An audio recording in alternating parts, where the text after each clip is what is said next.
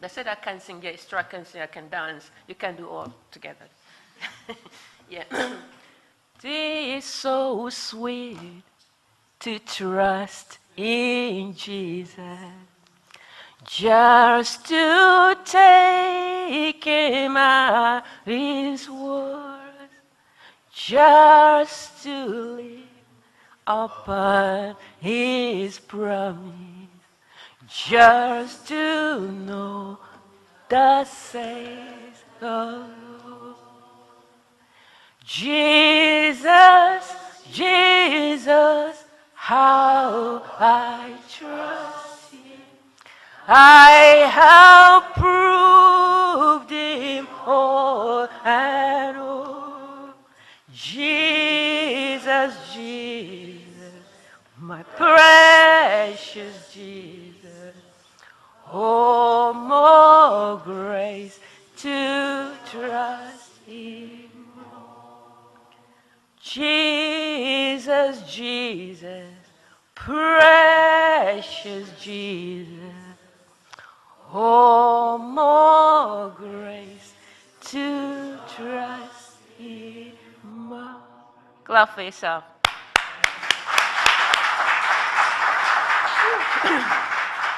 Yeah, thank you very much, Wellspring, for bringing me back home again. I am made in Wellspring. Everything about me and everything you're going to hear about me today all started from this altar. So I am Wellspring made. And I'm so privileged and honored to be given this platform to stand with all the great men of God who have stood in this place today. And I pray the anointing is going to help me to pour out myself into you today. God bless you. Thank you very much, Pastor Jim. Thank you, my wonderful. You forgot to bring your hair because we share two things together.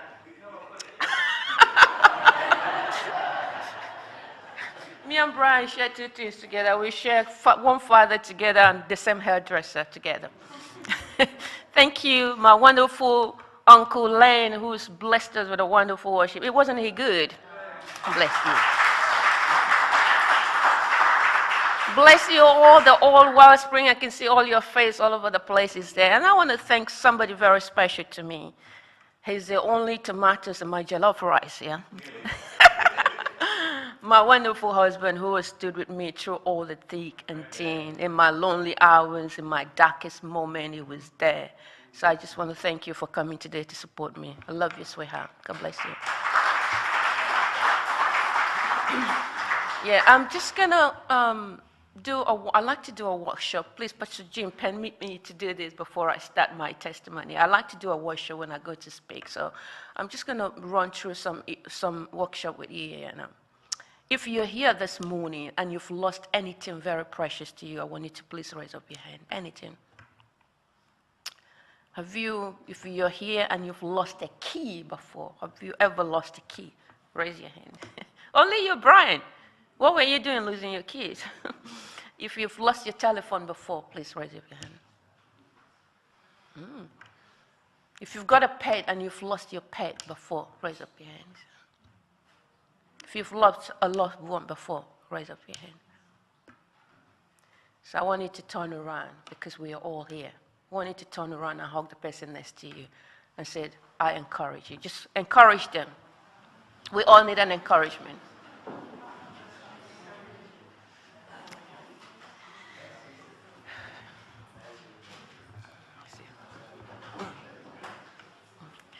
So I'm just going to sit down for 7.5 minutes for you to watch the documentary, and then I'll come back and speak to you, if that's okay, yeah. Because the documentary is all about what I want to talk to you today. So just 7.5 minutes, and I'll come back.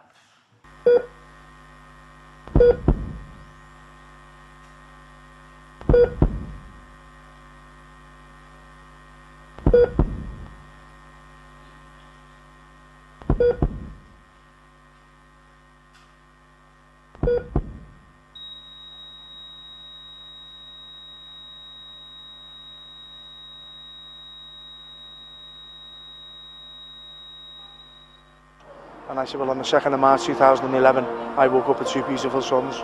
I went to sleep that night with 1, all because of a simple defibrillator. The doctor said, look, Mrs. Lamin, we've tried all we can. We need to stop because the more we're doing this, it's not helping. We're actually punishing him. I just actually never even thought about it. And now Because you do never think about it, because you take everything for granted. What we're getting much better at is understanding the true prevalence of these conditions and how many people are dying suddenly. You would never forgive yourself if your child collapses in the sports field and you discovered that they have that heart condition and it was completely preventable if you had carried out a screening.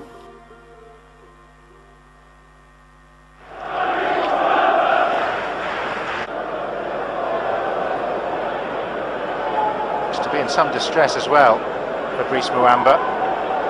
Physio keen to turn him on his side. Well, I have to say this looks increasingly serious. And one or two of the Bolton players turning away in some distress. I think Owen Coyle is coming to see for himself, and when he gets there, it's not a particularly good sight awaiting him. But there have been efforts, it would seem, from our vantage point to try to resuscitate Fabrice Muamba.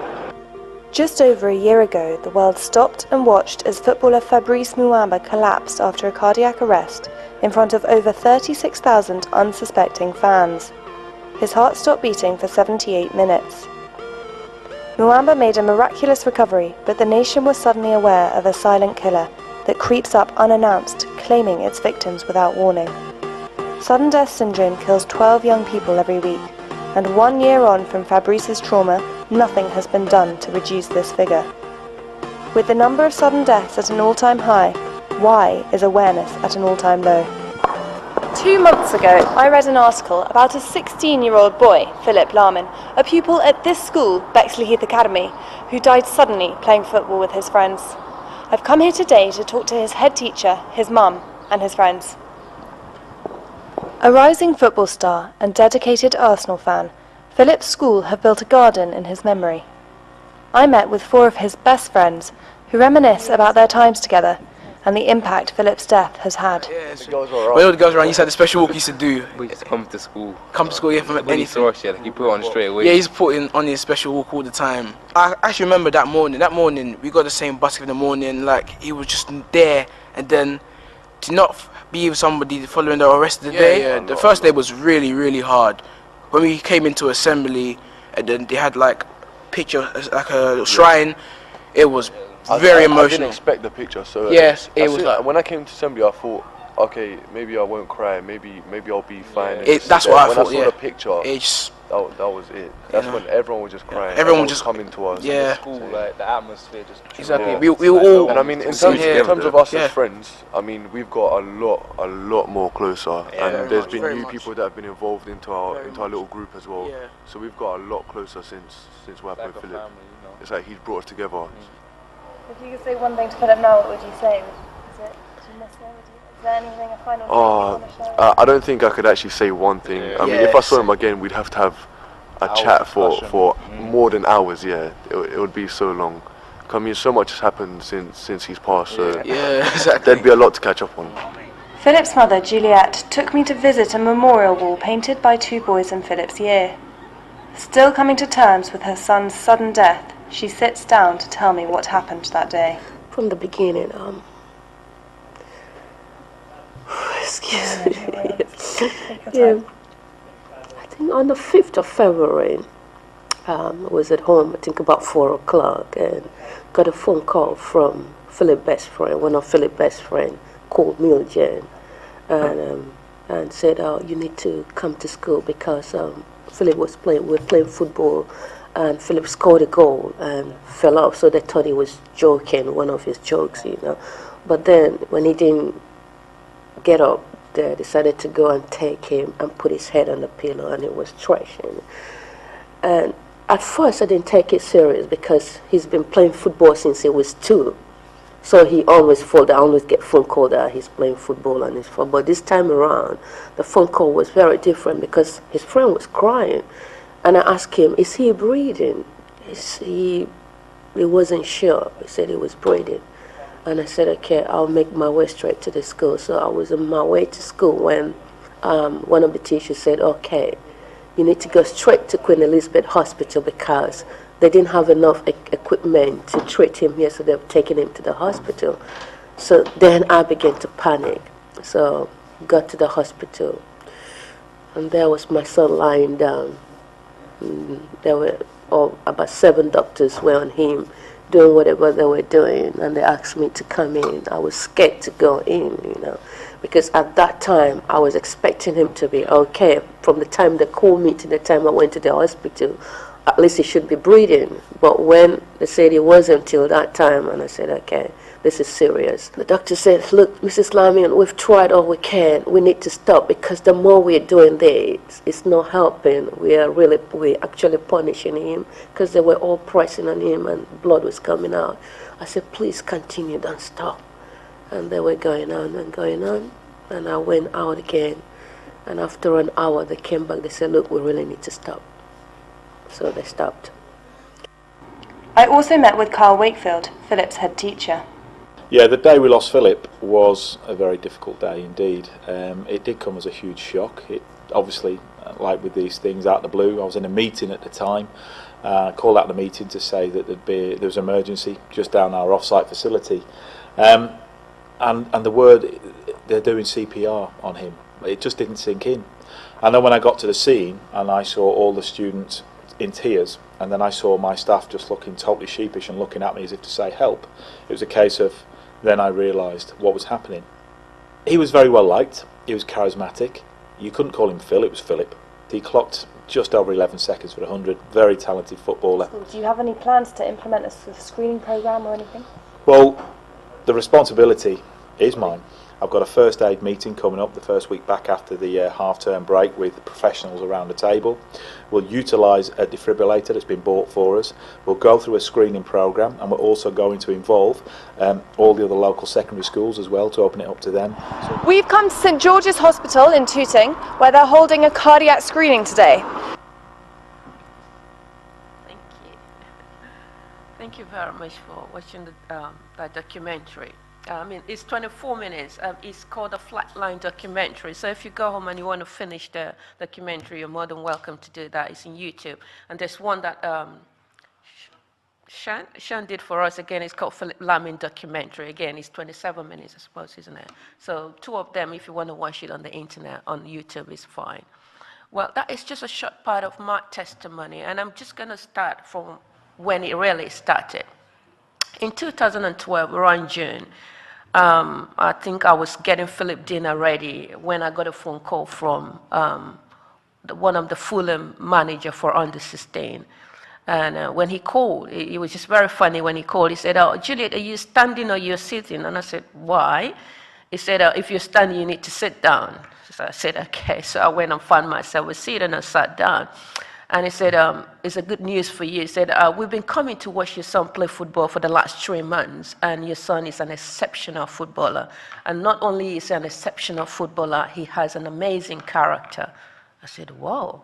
I was so excited. So as a result of his exceptional character and amazing football skill, they're scouting him to become a professional footballer after his GCSE in Bexley Heath Academy.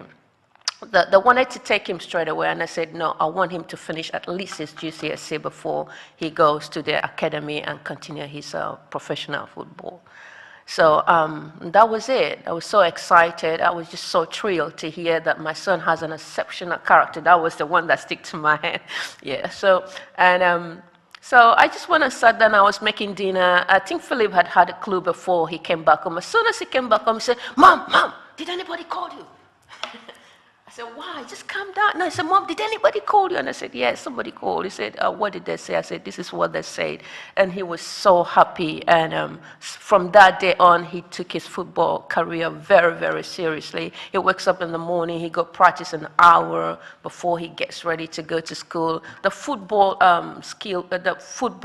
everything about football was beginning to make him a very matured man. He was from 16 to 25, all of a sudden, he looked after me. He became very loving and very caring, very protective, and all of a sudden, I remember one day he came and said, Mom, I think you need to increase my dinner money. I said, what for? He said, because you're seeing a footballer now.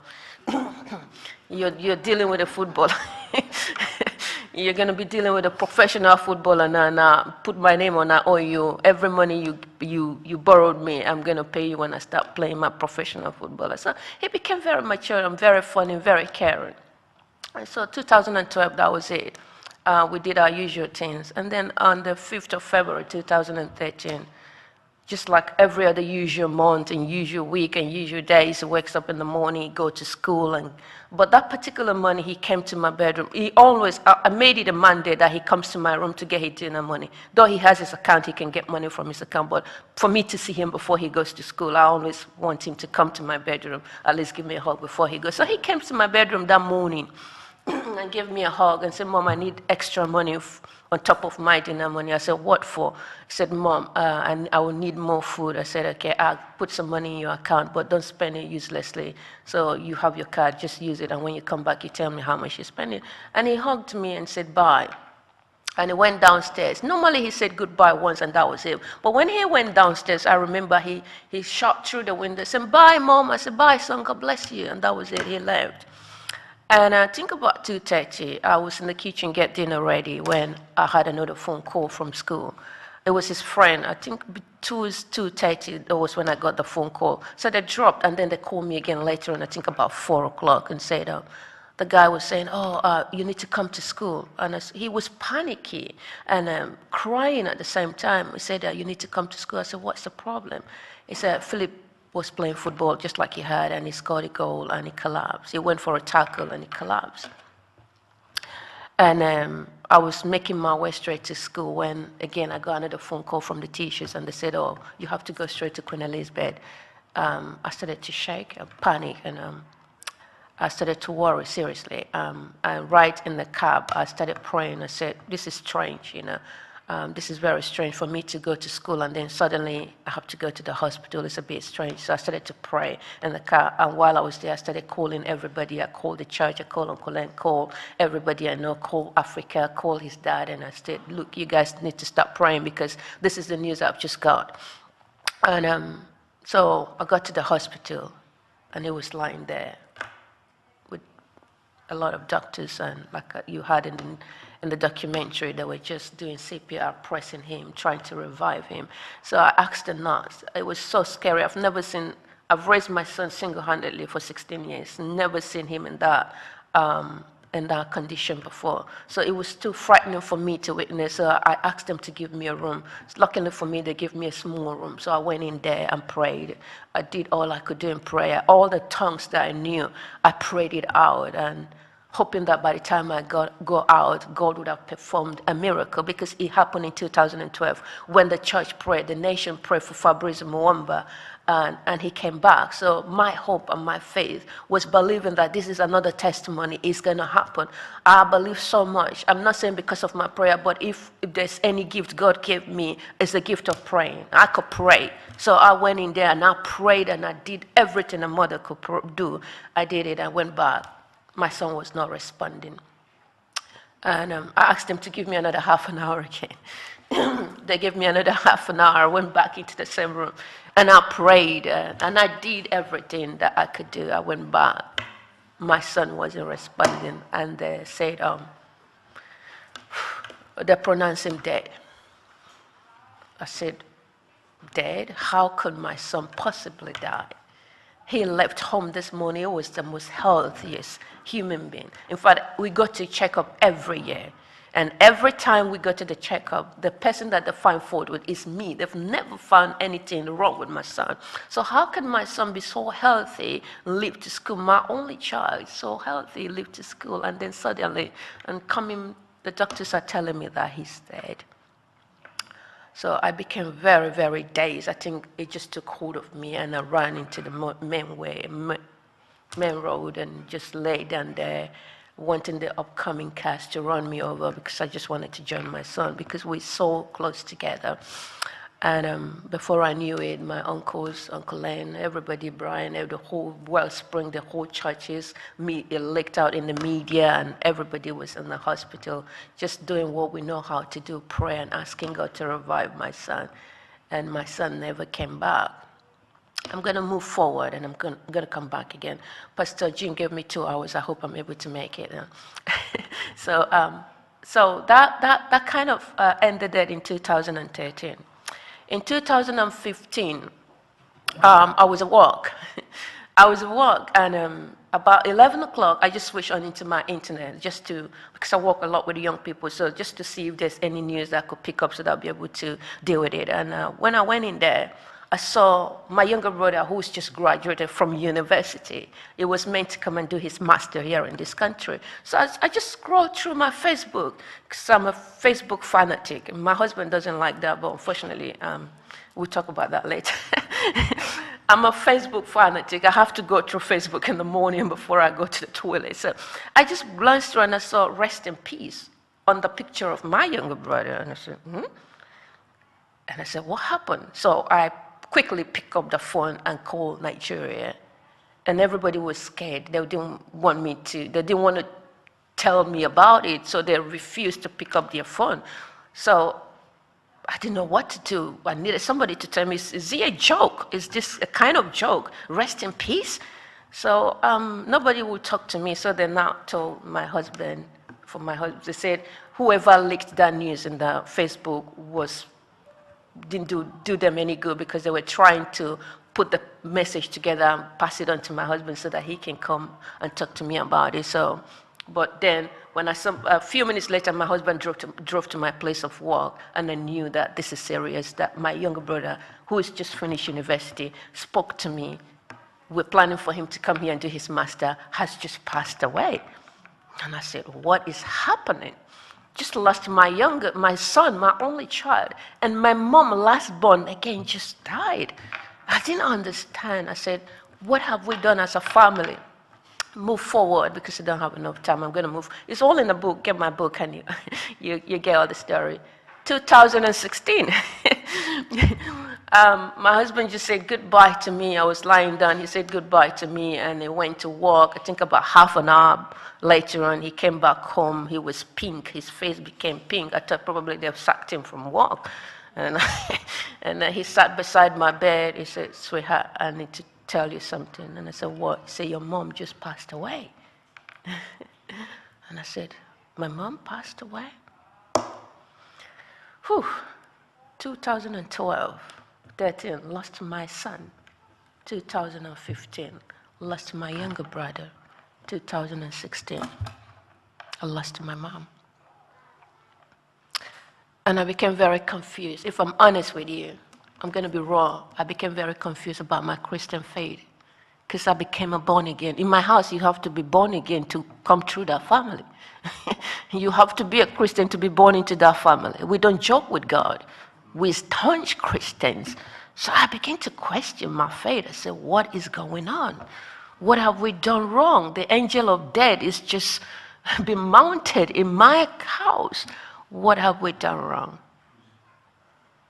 And I couldn't get any answer from God.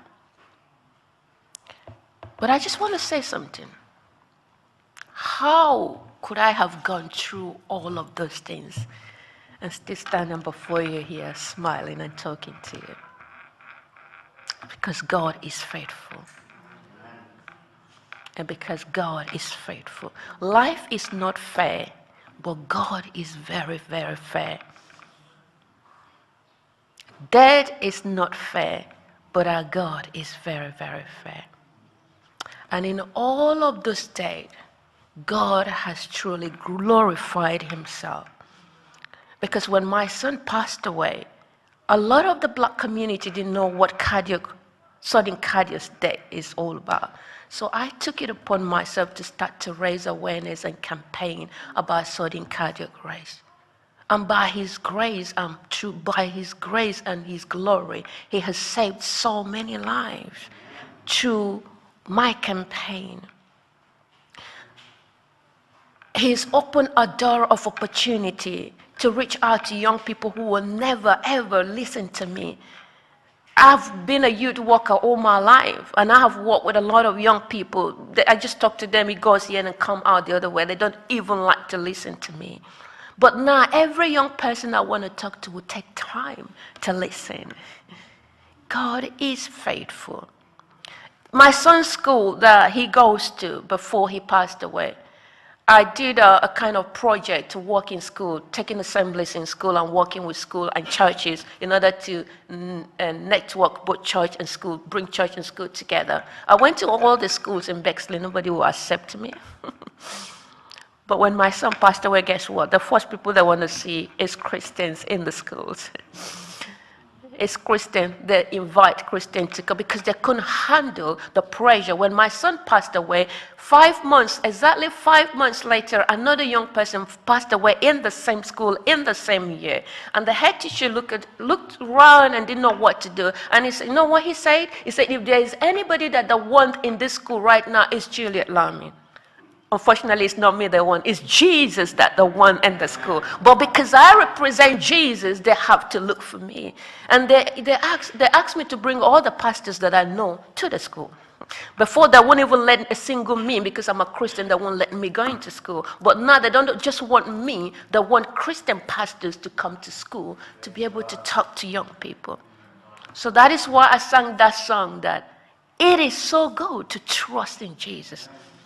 Just to take him by his words. Do you understand? I don't know what you're going through here this morning. And I believe that's why I did that workshop. And I say to you, if you're here this morning and you've lost anyone, just raise up your hand. Every one of us here have lost something or lost somebody that is so dear to us. And guess what? God also has lost somebody. God has lost somebody so dear. And he keeps losing every day. If you go to Iran now, so many children are dying. If you go to Africa, so many children are dying. In United Kingdom, so many people are dying. They all belong to God. So God is losing people every day.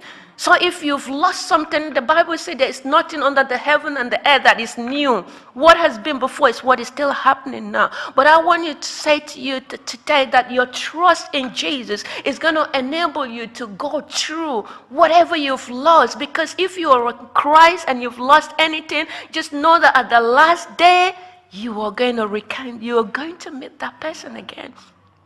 The joy that I have in my heart right now is that my son was a Christian. He was born again in this particular room. When he was 8 years old, I was sitting in that row when a preaching pastor came, Pastor Abraham, came to preach. He was in a Sunday school, and all of a sudden he walked down there and stood behind me and put his hand on my shoulder, and he was crying. I said, why are you crying? He said, Mom, I want to give my heart. I said, come on, sit down. What do you know about giving your heart? I said, sit down. What do you know about giving your heart to Jesus? He said, Mom, I want to give my heart. He was crying. So I just swapped over and I went to Pastor Dale. I said, this is what Philip is saying. He said, Philip, Pastor Dale then was my pastor, said, allow him. If it's coming from him, let him do it.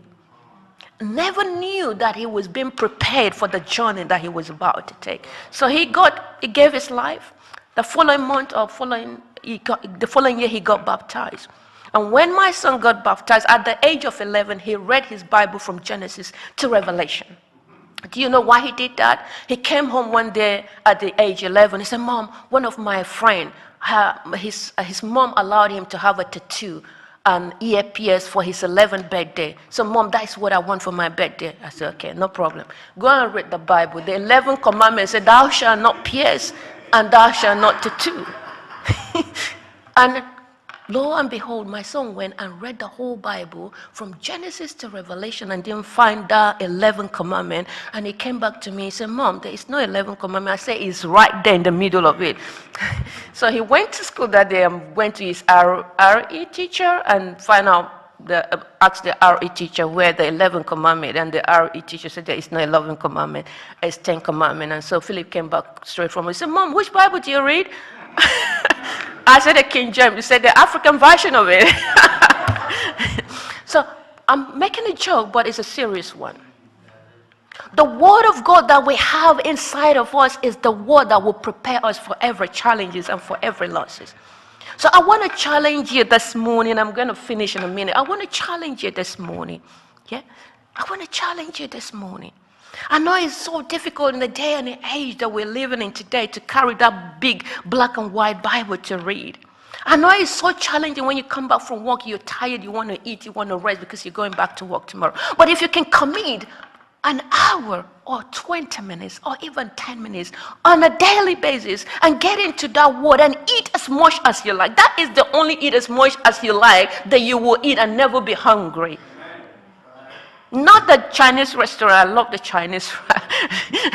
I love going to the Chinese. But I can assure you, yes, our body need eat as much as we want food, but our soul and spirit need eat as much as you want in that black and white book. And it's because I have eaten that thing so much. I remember in 2001 or 2002 when I joined this church, I was so in need of God because I was going through so much.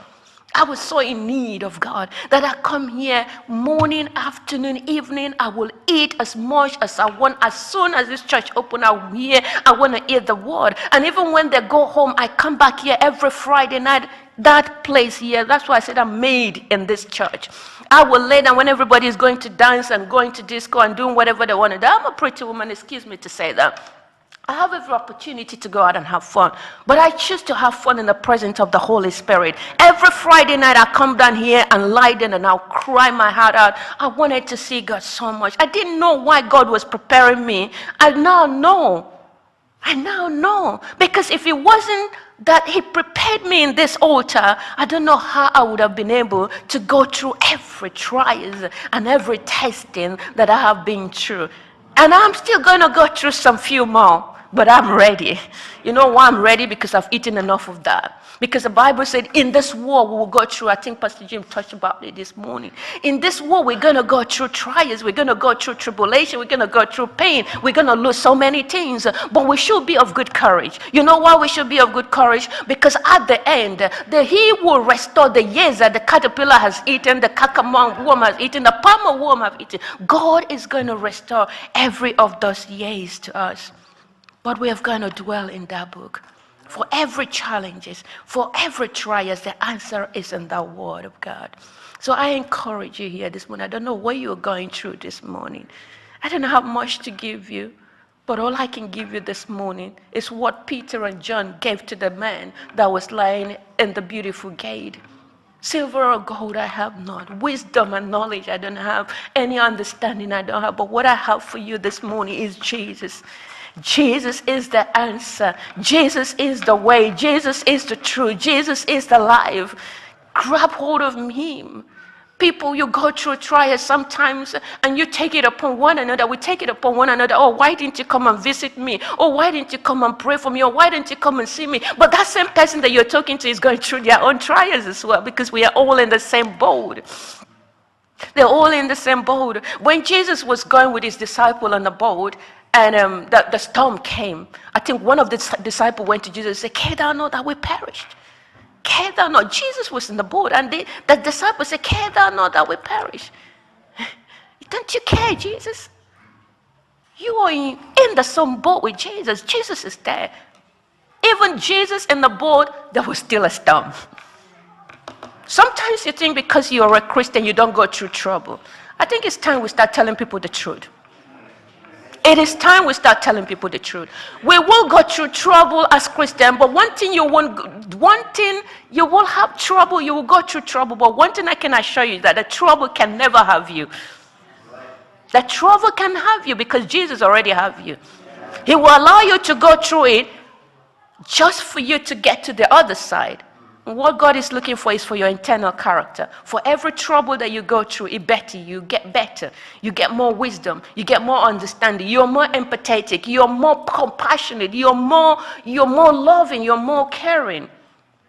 And I can assure you that for every trial that I've been through, it's made me to identify with people who spend more than I've ever been.